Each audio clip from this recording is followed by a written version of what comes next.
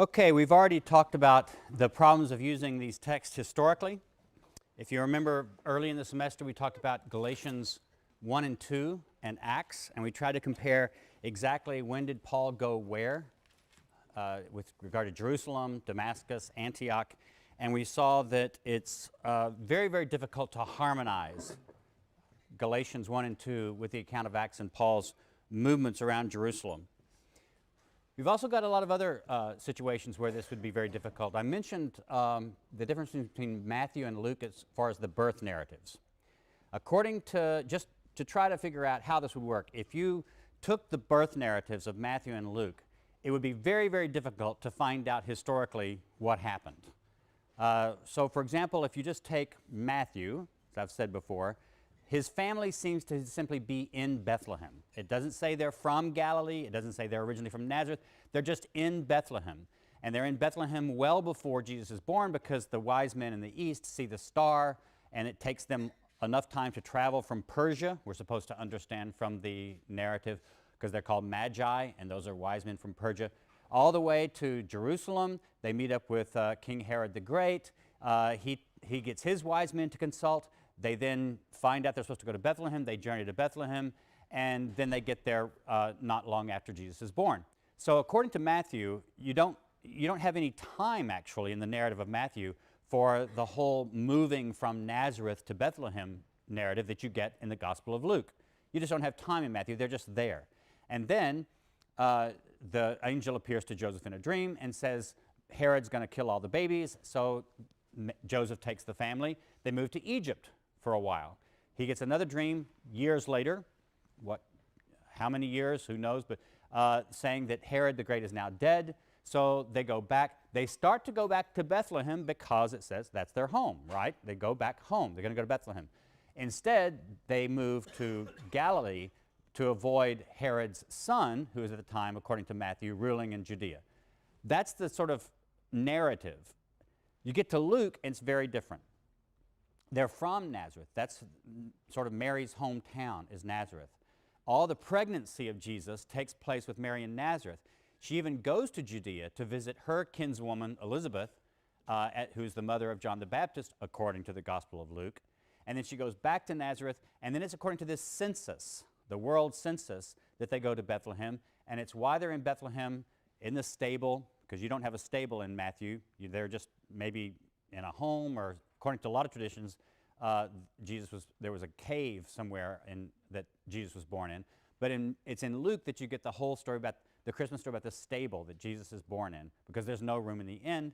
They stay in that area for a month. We know that because it says that they first have Jesus circumcised on the 8th day from his birth, and then the time of purification takes place according to Leviticus, which is about a month long. They take Jesus to the presentation in the temple in Jerusalem, and it's after that, so a month or so after his birth, that they then move back home to Nazareth. Now, there's no way you can basically get these two narratives to fit together in any respectable historical way. Does that mean that nobody's ever tried to do it? No, of course, you've got all kinds of very, very smart fundamentalists who believe that the New Testament has to be accurate in every historical and scientific detail, or they believe then it can't be Scripture. And they will figure out some way to try to make sure that both these narratives can be fit together. But what I'm telling you is that no reputable historian will accept this, because you just have to fudge the stuff too much. You have to fudge the data. So what do we believe about the birth of Jesus? Most of us think we don't know anything about the birth of Jesus. All the Christmas stories are later tradition. Probably the one thing that most of us would say is that Jesus probably was from Nazareth. His family was simply from Nazareth because he's called Jesus of Nazareth. And the traditions that got him to Bethlehem for his birth are probably later pietistic traditions that Matthew and Luke later developed for different reasons, but to get Jesus born in Bethlehem for fulfillment of prophecy reasons. So if you take the birth of Jesus as in Luke and Matthew, it's, from a historical point of view, it's impossible really to harmonize them without coming up with fantastic, unbelievable conjugations of Jesus moving back and forth to Egypt and the Holy Family and all this sort of thing. We get lots of other kinds of things about this too. What are some obvious historical problems with a historical Jesus? Well, one of the things is the trial of Jesus. there are different versions of the trial of Jesus in the Gospels. And unfortunately, basically, most scholars will say that we don't really know what happened to the trial of Jesus. We don't even know for sure whether there was any kind of official trial. It may have been that he was just arrested in the middle of the night. He was just then they've given permission to be crucified, and he was crucified the next day. That would be the sensible way of doing things. You didn't have to have, the Romans didn't need elaborate trials in order to crucify Jews who were rabble-rousers in the first century. They did it all the time. But if you look at some of the details of the trial, notice how they're very different. Mark 14, get your Bibles out. Today we are talking about the historical Jesus, but I'm not just going to tell you what I believe or what scholars believe about the historical Jesus. I'm going to try to show you why scholars come up with ideas that we have, how we get there. What is our method for arriving at historical Jesus discussions? So look at Mark 14, verse 53.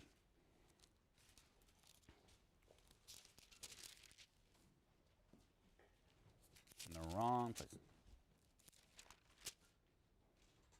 They took Jesus to the high priest, and all the chief priests, the elders, and the scribes were assembled. Peter had followed him at a distance, right into the courtyard of the high priest, and he was sitting with the guards, warming himself at the fire. Now the chief priests and the whole council were looking for testimony against Jesus to put him to death, but they found none. For many gave false testimony against him, and their testimony did not agree. Some stood up and gave false testimony against him, saying, "We have heard him say, 'I will destroy this temple that is made with hands, and in 3 days I will build another not made with hands.' But even on this point their testimony did not agree. Then the high priest stood up before them and asked Jesus, 'Have you no answer? What is it that they testify against you?' But he was silent and did not answer. Again the high priest asked him, 'Are you the Messiah, the Son of the Blessed One?' Jesus said, 'I am, and you will see the Son of Man seated at the right hand of power and coming with the clouds of heaven.'" That's a quotation from Daniel. So Jesus basically just says, "I am," and then quotes Daniel. And then it says, the high priest accused him of prophecy. And then look at chapter 15. Beginning of chapter 15. As soon as it was morning, the chief priests held a consultation with the elders and scribes and the whole council. They bound Jesus, led him away, and handed him over to Pilate. Pilate asked him, "Are you the king of the Jews?" He answered him, "You say so." Then the chief priests accused him of many things. Pilate asked him again, "Have you no answer? See how many charges they bring against you." But Jesus made no further reply, so that Pilate was amazed. Now notice, all Jesus says at his trial, according to Mark, the oldest of our written testimonies, is "I am," and a quotation of Scripture at one point, and then "so you say" in the next trial before Pilate. Now compare that to what goes on in the Gospel of John. I mentioned this a bit in my lecture on the Gospel of John, how its narrative details are very different from the Synoptic Gospels. One of the places where this is really different is the trial of Jesus. John 18, verse 19.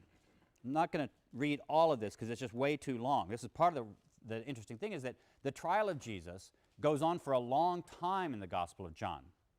The high priest questioned Jesus about his disciples, about his teaching. Jesus answered, "I have spoken openly to the world. I have always taught in synagogues and in the temple where all the Jews come together. I have said nothing in secret. Why do you ask me?" Already, Jesus has said a ton more now than he said in the other Gospels at his trial. But then he just keeps going on.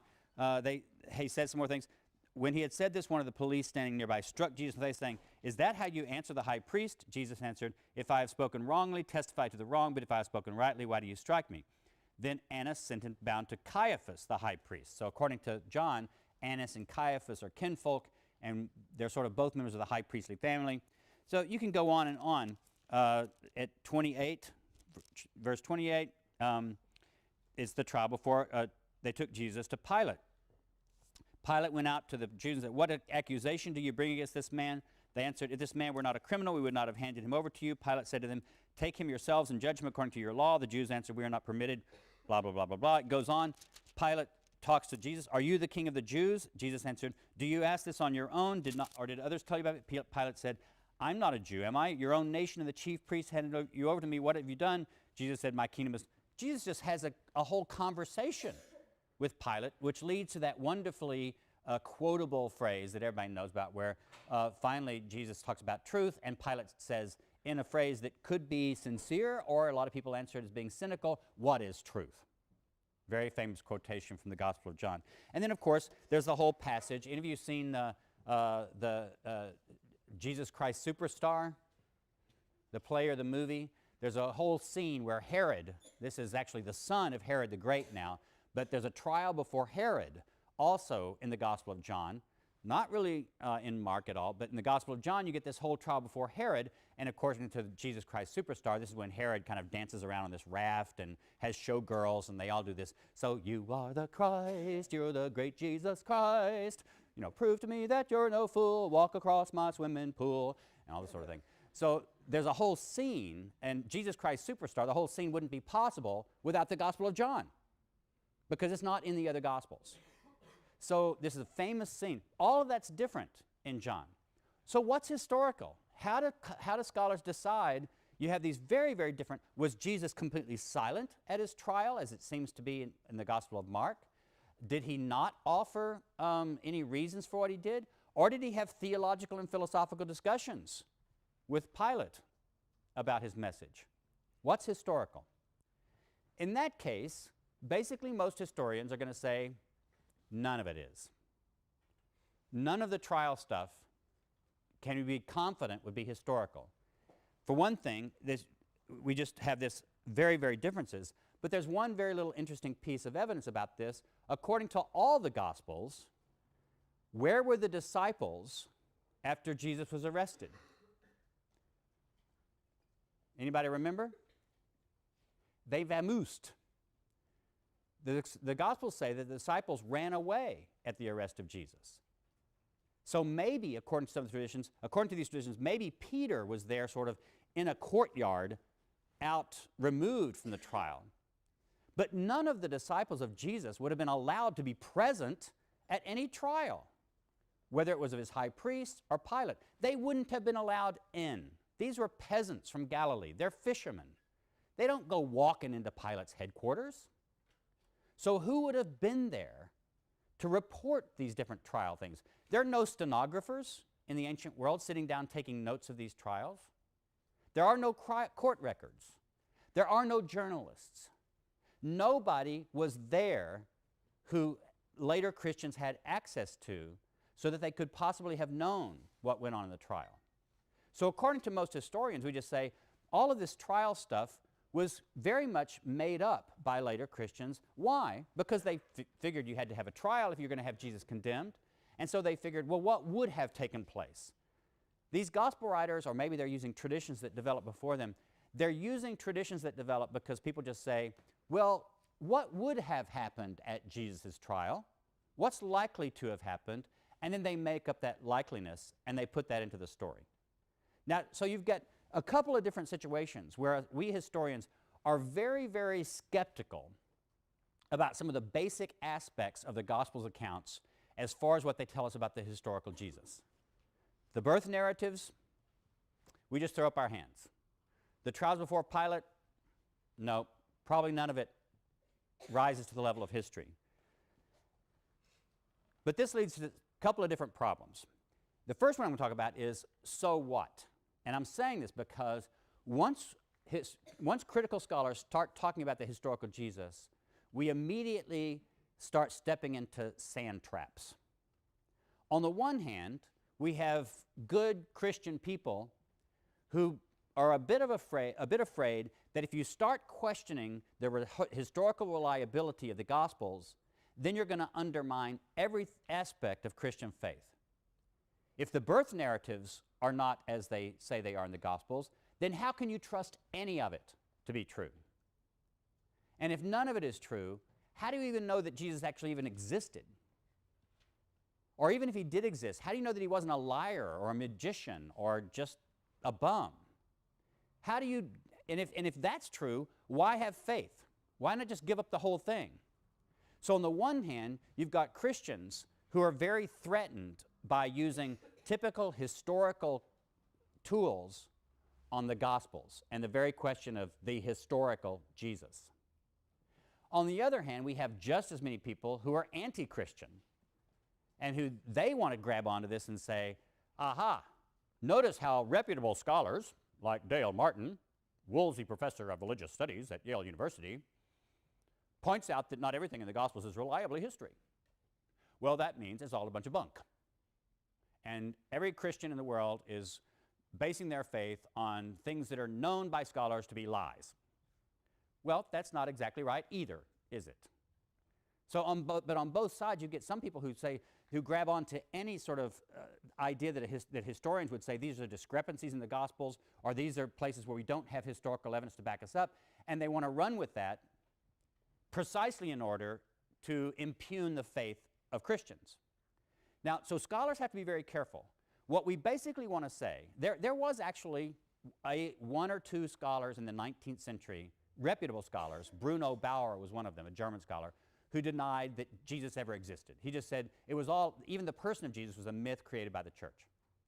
And you'll find every once in a while somebody on the, on the web or internet or something, or in some crazy blog saying that Jesus never existed. But reputable historical scholars all admit that Jesus of Nazareth existed. There was a guy back there, Jesus of Nazareth. There's just too much evidence that he existed, and it's just not controvertible when it comes to reliable historical evidence. But that's a big difference from saying, yes, we believe he existed, and there are some things we think we can say about him, to accepting all of the gospel materials as reliable. So scholars basically are caught in the middle of saying, we believe there was a Jesus of Nazareth. We believe we might even be able to say some things as historians about who he was, what he said, what he did, why he may have been executed, and that sort of thing. But that means we have to use critical historical tools to analyze these faith-based texts, these theological texts, what are indeed, in some cases, mythological texts. We read theological texts to try to figure out what we can say historically. And that leads to the other issue. I keep saying the historical Jesus, because a whole lot of people have the idea that once I give you the historical Jesus, then you've got the real Jesus. You've got Jesus as he really was, and therefore Jesus as he really is. Now the problem with that is that theologians, and I can put on my historical hat most of the time because I actually have a job as a historian. I don't really have a job as a theologian, so I kind of call myself sometimes an amateur theologian. But if I want to put on my amateur theologian hat, I can make a case for you why the historical Jesus is not a very good foundation for Christian faith. It's not reliable as a foundation of Christian faith. It's not sufficient as a foundation for Christian faith. The theological Jesus, the Jesus of Christian confession, is not the historical Jesus. The Jesus of theological confession is the Jesus that matches what the church has traditionally believed about Jesus. So, for example, a Jesus that matches the creeds, a Jesus that matches Christian confessions. So one of the most important things for Christian confession, for example, is would you lose your faith if you believe that Jesus wasn't born in Bethlehem but was rather born in Nazareth? Probably most Christians would probably say, well, no, that's not really that important. What's the most central thing for most Christians for Christian faith? Do you believe that somehow God was in Jesus Christ reconciling the world to himself, to quote the Apostle Paul? Or do you believe that Jesus Christ is divine? Do you believe that Jesus is God? Do you believe that Jesus is God incarnate, God in the flesh? That's a fundamental aspect of Christian faith for most Christians. But notice, that's not something that historians can pronounce about one way or another. There's no possible way that I, practicing history by the normal historiographical tools of history, could tell you whether God was in Jesus Christ. Is there? I mean, just think about it. How would I test that? How would I figure it out? What would count as a positive proof? What would count as a non-controvertible negative truth? There's no such thing. So when I'm talking to you about the historical Jesus, I have to get over several hurdles. One of the hurdles is trying to show you that the historical Jesus is a construction made by historians practicing the typical trade of modern historians. It's just like, for example, if I say, what's the historical Socrates? We don't have direct access to Socrates either, right? Socrates left no writings. All we know about Socrates are mainly the things that either Plato, his disciples, said about him, or Xenophon, another of his disciples, said about him, and a few other things. And you know what? Plato and Xenophon don't give the same picture of Socrates. So figuring out who is the historical Socrates is also a difficult historical question that historians debate about. So that's the one thing, is just using typical historical data. So for example, if I say, we're going to talk about George Washington, and we're going to talk about the George Washington of history, the George Washington that historians will come up with, That's a different George Washington than, say, let's talk about the George Washington of popular American piety. The George Washington of popular American piety threw $1 across the Potomac. No historian believes that George Washington threw $1 across the Potomac, at least not Mount Vernon. If you've been to Mount Vernon, you know that's a superhuman feat. Historians, in popular American piety, George Washington, as a little boy, chopped down the cherry tree, and when his father got onto him, he said, "I cannot tell a lie, Father, it is I." That's a George Washington. It's the George Washington of American popular tradition. And it's important to know about that, about George Washington. No historian believes that George Washington as a child actually chopped down the cherry tree and that happened. And mainly because we actually found the preacher who made up the story for a sermon. It made a good sermon point. Remember my motto? What's the motto of the class? De omnibus dubitandum, especially when you're listening to preachers or professors. So the historical Jesus is not the same thing as the theological Jesus. So that's one point to remember. This is another theoretical issue. And this is very confusing for some people when you first start thinking about it. We often use the word history in two different ways in common English. We often use the word history to refer simply to stuff in the past. So, for example, the Civil War is historical. That just means it happened in the past. That's one way of using the word history, but it's kind of a sloppy way. Because if I want to say the history of the Civil War, I'm not really talking in that case of the whole Civil War, right? A historical account of the Civil War is a narrative that will be constructed by a historian to represent a story about whatever happened in the past. But it can't replicate the past, right? In order to replicate the Civil War, you would have to actually have the full, 4 years? Wasn't it 4 years? However long the Civil War took to fight, you would have to have that amount of time, because every tiny detail, every action, every person, every word, every letter, everything anybody said, every tiny battle, every ant that crawled over a decomposing corpse is part of the past of the Civil War. That's not the history of the Civil War. That's the Civil War as it occurred in the past. The history of the Civil War is an account of whatever happened in the past that a historian constructs and then tells you.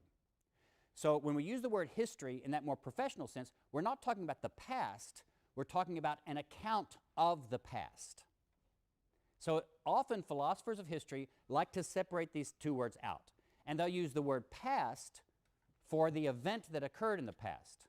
They'll use the word history for an account of the event that occurred in the past. Now notice what that means.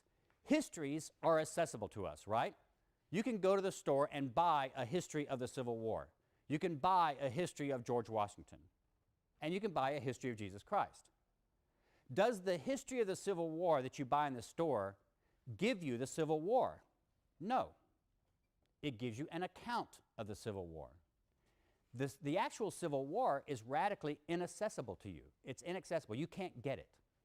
Think about this. How would you actually recover the actual past of the Civil War? How would you do it? Let's say you can't travel in time like in TV. Let's just say that hypothetically. Does the Civil War exist somewhere in space where the light that it emitted from it is still flying off in the universe somewhere? And if you could, faster than the speed of light, fly out to that thing, you could actually experience the Civil War as it actually happened? Well, maybe theoretically, but for any of us sitting here in this room, that's not possible, is it? In other words, this is a radical thought to some people, but the past no longer exists for you and me. It's radically gone. The past is non-existent when it comes to our experiences of it. All we can experience are different accounts of the past. We can experience different constructions of the past. We cannot experience the past itself. It's gone. It's lost to us forever. That means the historical Jesus, as Jesus actually existed in history, is inaccessible to you. You will not find him. You cannot find him. You will never find him. What you can do is using the trades, the tricks of the trade of modern historiography, you can play by the rules of modern historiography, and you can construct a historical Jesus. That means a Jesus of Nazareth constructed using the same kinds of historical tools as historians would use to construct the historical George Washington, the historical Socrates, the historical Plato, the historical Abraham Lincoln. That's a construction, though. So those theoretical points are very important because when I talk about the historical Jesus, you cannot think like most popular people think that what I'm talking about is the real Jesus, the Jesus as he really was, or certainly not the Jesus of Christian faith. What I'm giving you is an account of Jesus that modern historians construct using the typical tools of modern historiography. That's a lot of theoretical philosophy of history stuff that I tried to boil down in straightforward language. Is there any question or comments about that before I go on? All that stuff is necessary, though, because people, especially when they turn to objects of faith, that you start asking historical questions, people's minds start turning into mud. All right, now let's just jump right in. What could we say about the historical Jesus as historians? Today I can't give you the whole thing. If you want the whole thing, all the answers to life, well, I won't give you cooking recipes and that kind of thing, but if you want all the answers to historical Jesus stuff as it comes from the expert moi, you can take my seminar in the fall that I'll be teaching on the historical Jesus. A whole semester just on the historical Jesus question. So I'll do that in the fall. I'm going to give you in the next 20 minutes a little version of sort of the results. I'll show you some of the results that I would say about the historical Jesus, and I'd also say that Bart Ehrman, the author of your textbook, will agree with most of this in his chapter in your textbook. If you want more of that, Bart Ehrman has a book on the historical Jesus called, I think it's called Jesus of Nazareth or Apocalyptic Prophet of a New Millennium. It's also published by Oxford Press. It's several years old. But he and I agree to a great extent about this sort of thing. So if you want more of this, you can look at Bart's book, and it'll pretty much agree with a lot of the stuff that I'm going to say. Or you can take my seminar next fall. So here are some things that I think we can agree about, most historians might agree about, that the historical Jesus. And then I'll tell you how we got there. So we're going to talk about first some results and then some methodology. First, the sign on the cross. Does anybody remember what the sign on the cross when Jesus is crucified says? Pardon? Say it again. Jesus of Nazareth, King of the Jews. Anybody else? What did you say? Not here lies, but there's one verse that says, this is Jesus of Nazareth. And it's because the four different Gospels have slightly different wording. But they all have something version of Jesus of Nazareth, King of the Jews, which is, of course, why you sometimes see this abbreviated from the Latin, right? If you've seen it in churches,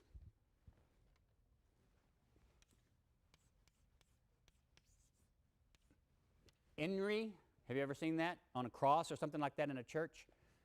Jesus of Nazareth in Latin, Rex, King Judaeorum of the Jews. So that, notice how though it's slightly different. Let's look, if you've got your Bibles, it's Mark 15:26. If you've got a parallel version, I'm going to be looking at Throckmorton because it has the synoptic parallels. It's Throckmorton paragraph 249. But somebody put your finger on Mark 15:26. It's also Matthew 27:37. It's also Luke 23:38.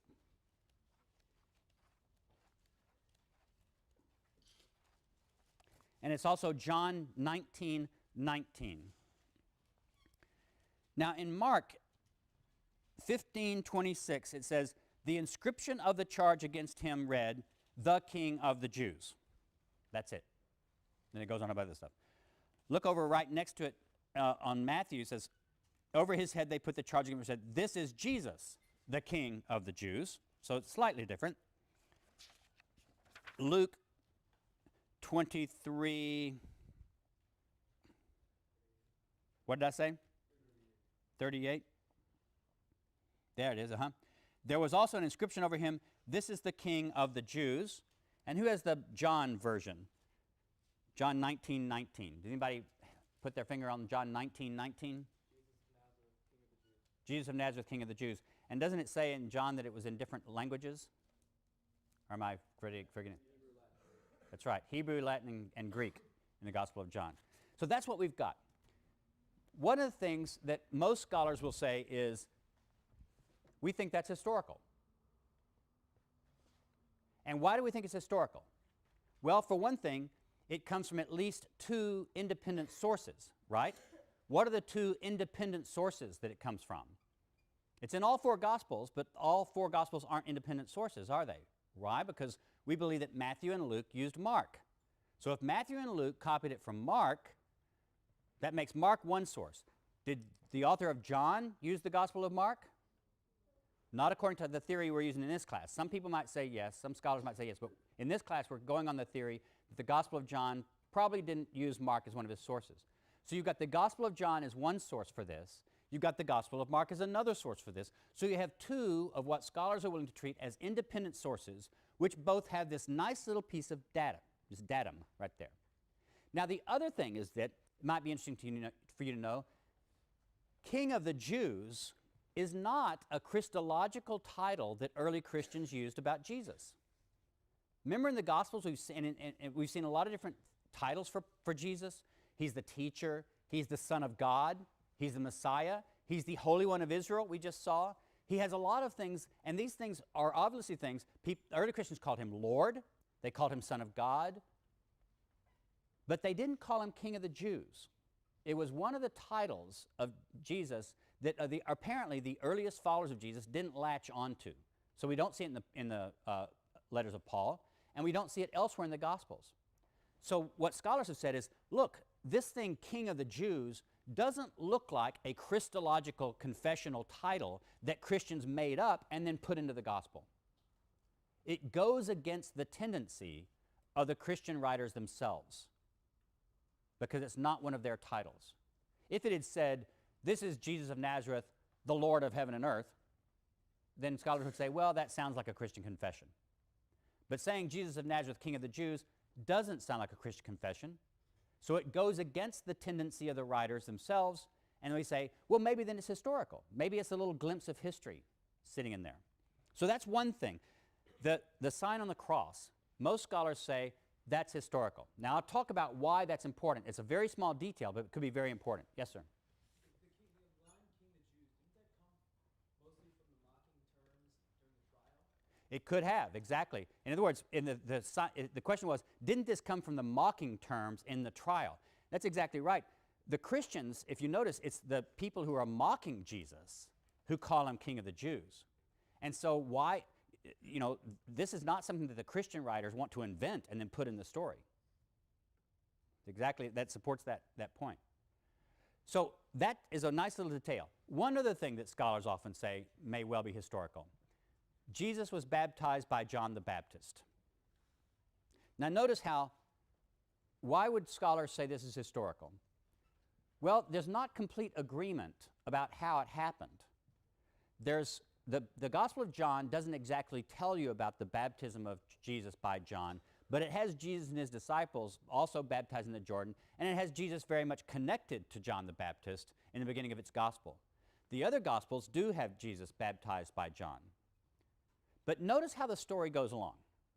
All of the writers who have the Gospel of John, who have Jesus baptized by John the Baptist, they have Jesus come to John the Baptist, and they say, I want to be baptized. And John the Baptist says, oh no, I shouldn't baptize you.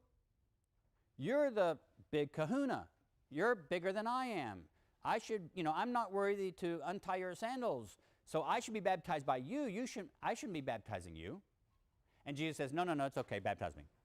And so he does it, and then you have the confession and the voice from heaven and that sort of thing. Notice what's going on here. The gospel writers are very concerned because they know that it could be interpreted that John baptizing Jesus makes John superior to Jesus. and makes Jesus a disciple of John. And they're not comfortable with that because, of course, they believe Jesus is the Messiah. And so he's therefore superior to John the Baptist. And John the Baptist was just a prophet or a precursor to Jesus. So the story is told to play down this baptism a bit and make Jesus come out as insisting on the baptism, wanting to do it for the right kinds of reasons, but not making Jesus a disciple of John. And also, this tradition about the baptism of Jesus is in different sources in different ways. So again, scholars say the baptism of John the Baptist in baptizing Jesus doesn't look like something early Christians would make up. In fact, you can even see that they try to tone down its implications. So it's not something they're likely to make up. It kind of goes against their tradition of raising Jesus up completely, and therefore it may be historical. Notice what we've got then. We've got two very small details that a lot of scholars would say probably are historical because they seem to be witnessed by more than one source, and they also seem to go against the theological tendency of the documents in which they're found. And they frame the gospel of Jesus. The baptism of Jesus, the beginning of his ministry, and the charge on the cross at the end of his ministry. And now I'm going to back up. Those two events, let's just say, I'm going to argue that those two are certain historical events in the life of Jesus. And then we'll fill in some of the other details later. But right now let's talk about method. How did I get here? First method, first little rule, and this is something that a lot of people use when they do historical Jesus research. It took all the 20th century for people kind of to develop these rules and to spell them out in scholarship. But this is kind of where we are now. The first rule, multiple attestation.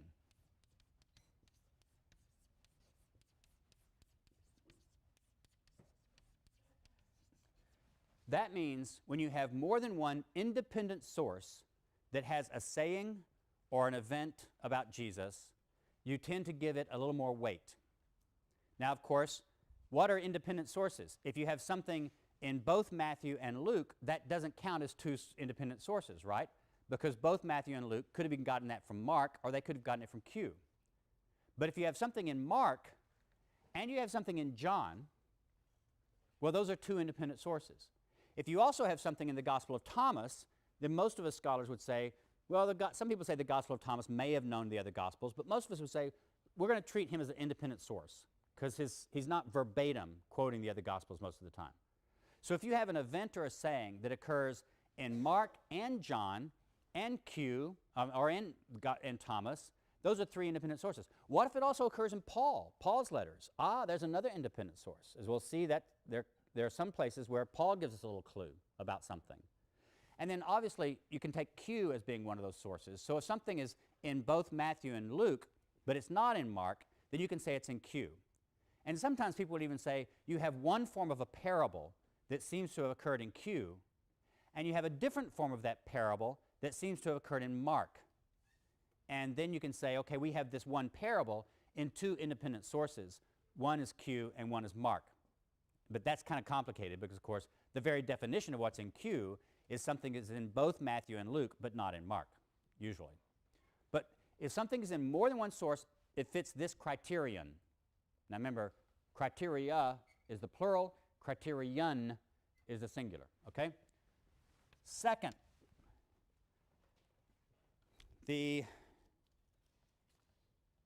actually, let me illustrate this again. One of the things that the sign of the cross is one of the things, because it goes, the divorce sayings is another situation.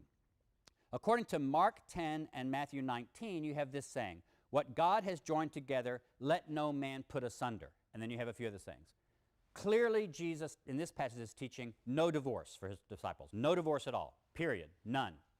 It's against the rule to get divorced.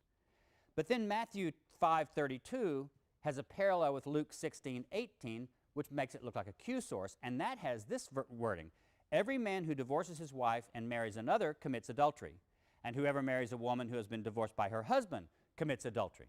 In other words, there's another teaching on divorce here, both of which it also forbids divorce and remarriage, but it's not the same wording as in Mark.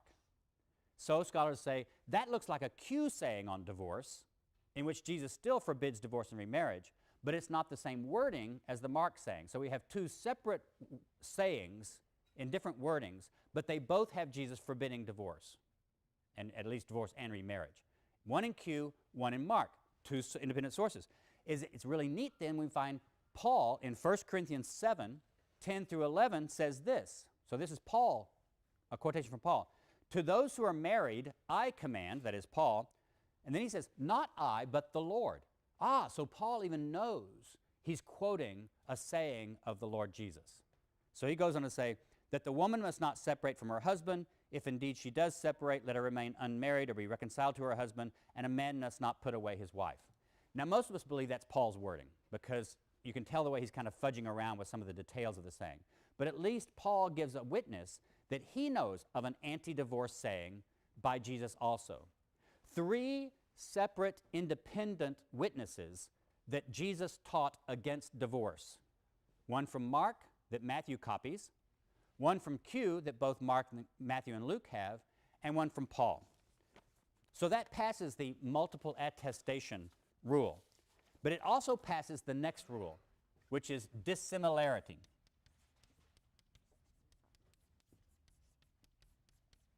When you find something in a source, an early Christian source, that seems to go against the very inclinations of that source or of early Christianity, it's more likely to be historical. Something that swims against the tide of early Christian expectation. Now, why does the divorce saying is multiply attested? It also passes the dissimilarity thing because almost all of these authors, except for Mark, they both seem to know that Jesus prohibited divorce entirely, but then they go on to modify the rule a bit. Because, I mean, let's face it, people get divorced. Early Christians got divorced. So Paul says, okay, well, you're not supposed to get divorced, but if you do get divorced, then you should do this. So the very writers who pass on an anti-divorce saying also fudge the saying just a bit, which shows that the saying is more radical than their own ethics are. In other words, the anti-divorce saying is dissimilar to the very practices of these early Christians. It's more radical than they are themselves practicing.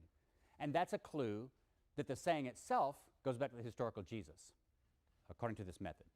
So dissimilarity is any kind of thing that doesn't fit early Christian tendencies. The sign on the cross, I already talked about that. It wasn't a confession of Jesus. The baptism of John, it's not something they likely would have invented. There's another one, the swords at Jesus' arrest. And according to Mark 14:47, and it's followed by Matthew and Luke, somebody had a sword at Jesus' arrest in the garden. And somebody used it. According to the different traditions, it was Peter, according to John, and somebody the others don't name, somebody whacked off the ear of the high priest's slave. But there's these different stories about Jesus, somebody in Jesus' entourage was armed, and in some of the sources, one of the sources, there are 2 of them on there are 2 swords, others is 1 sword. Now, I think this is historical. Why? Because all the gospel writers want to go out of their way to say Jesus was not mounting a violent revolution. He was not a criminal. This was not an armed rebellion. He's completely innocent of any political charge of insurrection. But if Jesus' disciples were armed with swords at his arrest in the middle of the night at the Passover in Jerusalem, that's insurrection, folks. The Romans did not allow Jews just to go around in the middle of the night in gardens carrying swords. For a Jew to be armed at the Passover, an especially dangerous time that the Romans were really worried about, for a Jew to be armed following around a guy who some people were saying was the king of the Jews, you can be arrested for that. You can be crucified for that. So I don't think early Christians invented it. I think some of these early Christians knew that at least one and possibly more of Jesus' disciples were armed at his arrest. So that's another, why do I see that? Because it's not something they would have invented. In fact, it goes against their tendency. There's another passage, Mark 10:18. Mark 10:18, which is also in Luke 18:19. You may have come across this. The man comes and asks Jesus about what should I do to have eternal life? What's the good thing for me to do? And Jesus says, why do you ask me about the good? There's no one good but God. Now, apparently, Mark writing that didn't have a theological hiccup. But now let me, I'm a good Episcopalian, okay? Why should you ask Jesus about the good? God's the only one who's good. Sound weird? If Jesus is actually God, then you wouldn't say it like that. In other words, this sounds like, whoever's this saying, it sounds like Jesus himself is denying that he's God. Don't ask me about the good. The only one who knows about good is God. And then Jesus goes on and answers the question. I think this saying was actually something like this was said by the historical Jesus. Why? Because early followers of Jesus believed Jesus was God in some sense. I don't think this is something they would invent. It goes against their confession. It goes against their theology. So it's one of these cases where it's dissimilar to their faith. And therefore, we tend to give it higher grade when it comes to historicity. A couple of other criteria are a bit weaker.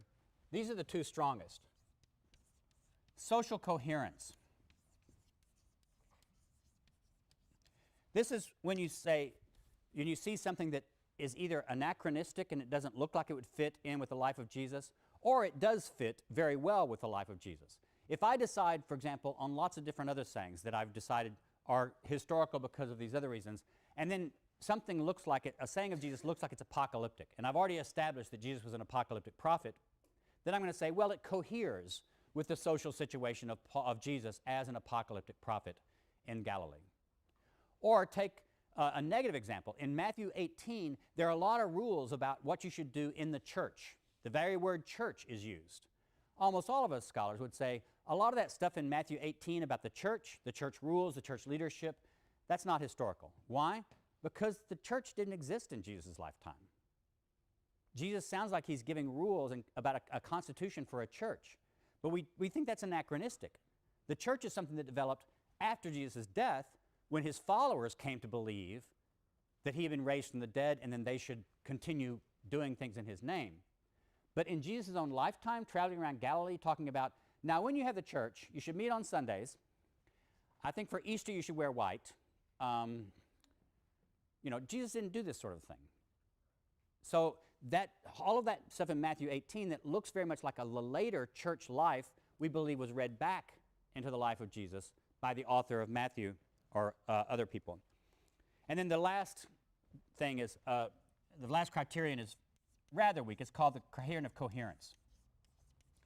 And this basically just says, if you establish something as being historical about Jesus by these other stronger criteria, and then something else seems to cohere with it, then you can kind of throw it in the pot. But it's a very loose kind of criterion to use for historical purposes. Now, so where are we? That's the methodology. If we're going to come up with some basic ideas about Jesus, here's where I would say I would end up with. And there's some of this that's very controversial. I would say, though, that Jesus was an apocalyptic prophet, an apocalyptic Jewish prophet. One of the reasons that Jesus' life was framed by two apocalyptic events. If Jesus was baptized by John the Baptist, and John the Baptist seems clearly to have been preaching some kind of apocalyptic message about the coming kingdom, that means I think that Jesus was originally a follower of John the Baptist, although the later gospel writers will play that down. If Jesus was a follower of an apocalyptic Jewish prophet, I think that at least means that the beginning of his own ministry was wreathed in that apocalyptic Jewish prophecy kind of world.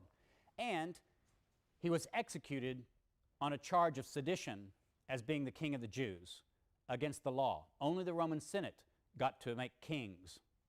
And if Jesus was going around claiming, and I'm not saying he was claiming, but if other people were claiming that he was the king of the Jews, the only way to understand that, I think, in this situation is that he believed that he was going to be the Messiah that would come at the end of time and overthrow the Romans.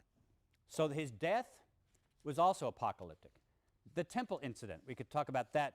Did Jesus go in and throw the money changers out and cleanse the temple, as it said? I think that's historical. It goes against the tendency of the Gospels to portray Jesus as nonviolent and non-confrontational in that last week. I think he therefore did it. What did it mean? I think this is more debatable. I think it was a prophecy meant to enact what he saw would be coming the future destruction of the temple by God in some kind of apocalyptic event at the end of time. I think Jesus was therefore a lower class Jewish peasant who spoke mainly Aramaic. I think he had a group of disciples of 12. I won't go into some of these, but I think he actually did form 12 of his disciples to be an inner core group. I think even that's apocalyptic. Why would he have 12 disciples? Why did he choose the number 12? Because there were 12 tribes of Israel that would be reconstituted at the end of time, according to Jewish expectation. I think there are also women that were part of his inner circle, and this is because women later in early Christianity were marginalized from leadership positions, but there's all kinds of evidence, from the resurrection narratives to the presence of Mary Magdalene to other women, that they were part of his inner circle of disciples. I think that he never taught the end of the Jewish law, but I think he did teach what was something of a liberalizing version of the Jewish law. In other words, that the ethical treatment of your fellow human beings counted as more important than actual details of observing the Jewish law, such as keeping kosher, washing your hands, keeping the Sabbath. Did Jesus think he was the Messiah? I think this is a really big problem. I don't know. There seem to be places where he makes no open claim to messiahship in his ministry, except in the Gospel of John, remember. So the Gospel of John, actually, we tend to treat that as less historically reliable in these things because it looks very much more Christian theological confession. But in the Synoptic Gospels, Jesus doesn't make open claims to being Messiah. On the other hand, he was executed for being king of the Jews. So the Romans at least thought he was claiming to be the Messiah, or they thought that other people were claiming that about him. But what he thought himself is very difficult. One of the things, though, I think we can say for sure, this is where I'll end today, Jesus himself, I believe, never saw himself as the founder of Christianity. He didn't think about himself as starting a new religion. I believe he saw himself as preparing the people of Israel to make them ready for the apocalyptic inbreaking of God that was to happen at the end of time, or at the end of our time, and the setting up of a new time of the kingdom of God, the kingdom of Israel, that would incorporate the whole world. So the way I would do this is Jesus was an apocalyptic Jewish prophet who was executed because the Romans at least believed that he or his disciples were making dangerous claims that he was the king of the Jews. That's all you get on the historical Jesus. Sorry. Next time we start on Paul. See you next time.